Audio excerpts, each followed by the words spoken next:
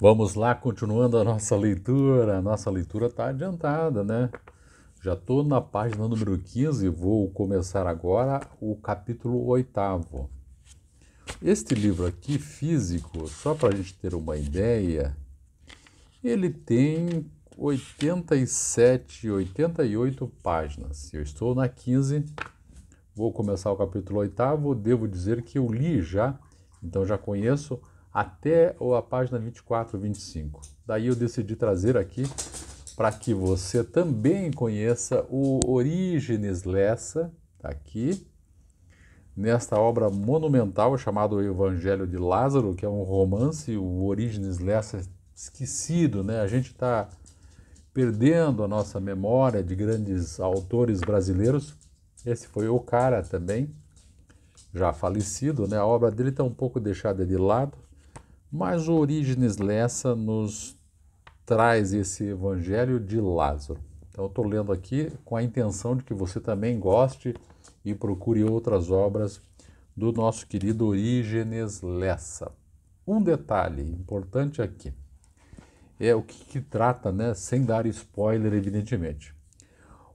A ambientação desse romance é naquela época de Jesus Cristo e adiante, onde Jesus fez aquele grande milagre que é fazer com que o Lázaro, né, que já estava morto 3 dias, fedendo já, retornasse à vida. É só você ver, tem uma passagem bíblica muito legal, muito interessante sobre esse episódio.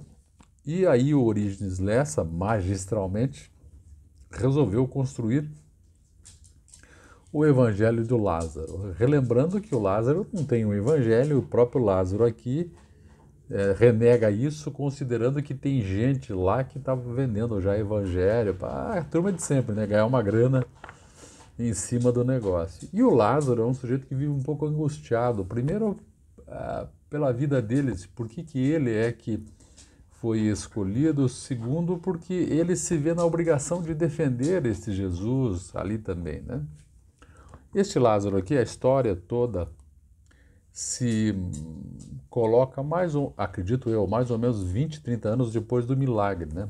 Então ele vai rememorando aquelas épocas lá atrás do milagre e vai buscando na sua memória dados importantes que podem contribuir aqui com o nosso romance. Vamos lá então, continuando? Passaram-se os anos, eu sempre com o pensamento nos homens que vira cobertos de lepra lá no caminho de Jerusalém. Talvez pela muita semelhança com o que acontecera comigo. Eles também haviam regressado, como eu, de um estado de morte. Outra coisa não era, pelo menos morte para a comunidade, para a família e para os outros homens. E que morte horrível aquela de vida vivendo a própria morte. Realmente a questão da lepra é complicado, você vai perdendo porções do seu corpo na vida, né? Em vida. Um dia, comentando com os irmãos os milagres do Mestre, recordei o famoso episódio, lembrando a gratidão do samaritano, tão desprezado por nós, os judeus, e que fora o único a dobrar os joelhos diante de seu Salvador. Lázaro aqui, ele é judeu, ele diz nós judeus, né? Alguém perguntou para ele, por onde andarão eles? Parece que em Saride, nos confins de Zebulon, moram alguns, disse um jovem diácono que não conhecia Jesus, mas se convertera quando participara do apedrejamento de Estevão. Muitos foram tocados por Deus naquele primeiro martírio tão fecundo em conversões. O Lázaro, bom, historicamente, né, ele conviveu, óbvio, com Cristo, né, ele foi ressuscitado por Cristo, então digamos que ele faz parte dessa primeira geração, eu vou dizer de cristãos, né, conviveu com os apóstolos, ele ficou, no conto aqui, né, no romance, ele ficou uma semana andando aí com Jesus Cristo, enfim, dentro do romance, claro, né. Vamos continuar aqui. Procurei mais detalhes, ele dizia não saber muita coisa, mas ouvira numa peregrinação que eram ricos mercadores, aquela galera lá que foi curada de lepra e só um voltou, né? Tu o conheceste? Apenas de ouvir falar, todos no local eram muito sóbrios de palavras. Os três mercadores são poderosos, possuem muitos escravos, e os moradores da região, temerosos de desagradar aos senhores da terra, evitam o assunto. Chegou a minha vez de percorrer as terras de Zebulon. Passei por Saride e me hospedei numa pequena estalagem. Então ele já está atrás dos caras, dos leprosos. Enfim, porque eu acho que até para ele se ver neles, né, do milagre, eles saber o que os caras fizeram da vida deles, né, para ele poder tocar também a vida dele. Lá fiquei algum tempo ouvindo conversas, fazendo amizades. Um chamava-se Estevão, como o primeiro mártir. Um tinha nome de profeta, Miqueias. O outro chamava-se Ben-Ami, nome que no passado tivera o filho espúrio de Ló com sua filha mais nova. Todos, além de seus muitos negócios, tinham grandes rebanhos. Estevão possuía uma récua interminável de jumentos, que vinham em caravana até Jerusalém, trazendo e levando mercadorias de toda sorte, protegidos por servos armados contra os salteadores, que eram muitos pelos montes e quebradas, espalhando o terror. Subir até eles seria impossível. Davam grandes banquetes, mas aos donos de rebanhos e terras. Herodes Antipas se hospedou com Miqueias quando visitou os confins de Zebulon, mas os humildes do povo não se atreviam sequer a olhar os orgulhosos senhores quando passavam nos seus cavalos ajaezados. Nunca montavam jumentos. Aos poucos, aqui e acolá, fui entrando em contato com servos deste ou daquele, provocando assunto, abrindo oportunidades para que falassem. Nada consegui.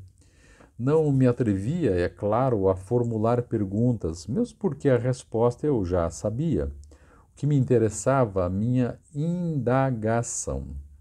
Se eles pertenciam aos 10 daquela aldeia, no caminho de Jerusalém, tudo estava esquecido.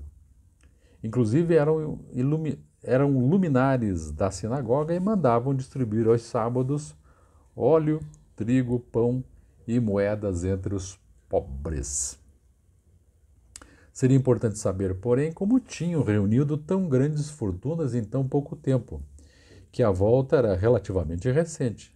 Num acaso da conversa, ouvi que todos descendiam de famílias ricas. E eles teriam vivido sempre na região? No ir e vir das palestras, soube que durante quase 10 anos Miqueias andou por terras longínquas. Ben-Ami estivera afastado 7 anos ou mais. Estevão teria rompido com a família que se recusava a falar no seu nome. Todos, porém, haviam reaparecido no mesmo dia.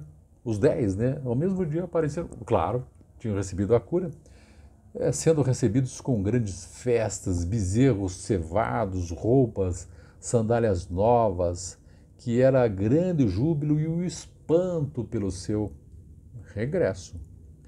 Faltava um detalhe: por que haviam saído? Haveria uma causa comum que ele queria confirmar. Eram os leprosos? Uma noite, à beira da estrada que levava a Galiléia, encontrei à porta de uma taberna um servo de Ben-Ami, muito amigo do mosto, né, da cachaça, do vinho. Cantarolava de voz engrolada, abraçado a um odre de vinho.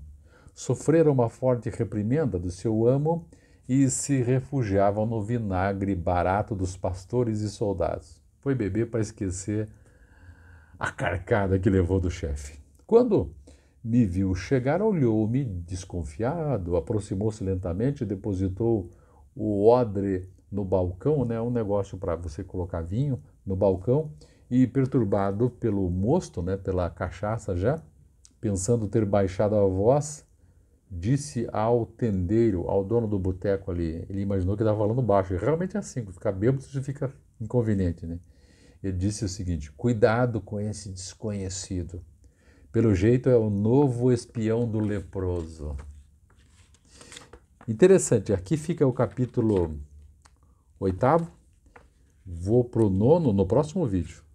E é interessante que aqui daí ele, funcionário de um dos leprosos, né? Aqui é a primeira vez que ele fala do leproso, confirmando a tese do nosso amigo aqui, do Lázaro, de que eles moravam ali por perto porque ele queria provavelmente, né, bater um papo com os caras aí, os que foram curados, porque ele de certo modo se sentia um leproso que foi recuperado, afinal de contas ele estava morto e foi ressuscitado. Valeu?